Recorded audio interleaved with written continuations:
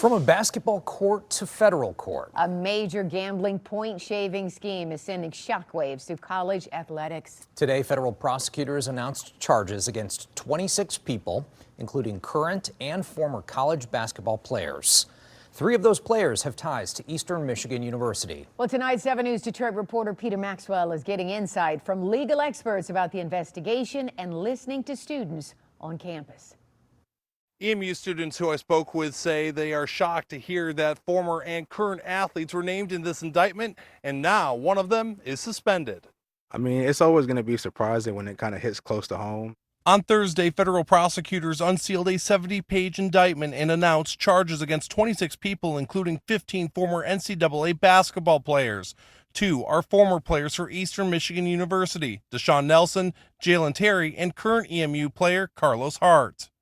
And as we allege in the indictment, this was a scheme that spanned 3 years and eventually enveloped 17 NCAA Division I men's programs, dozens of college athletes, and fixed games.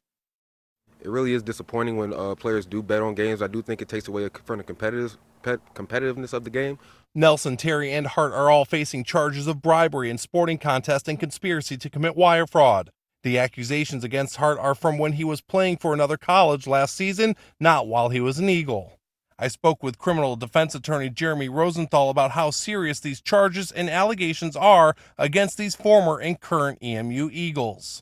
Usually what happens in a federal conspiracy like this is the feds will try to get the people on the periphery, on the outside of it, to fold inward and inward and inward to try to get to the people who are sort of at the center of this ring. EMU Athletics says they are aware of the indictment of 2 of their former athletes and current athlete and released a statement which reads in part, "The conduct described in the indictment stands in direct opposition to the values and expectations of Eastern Michigan University athletics."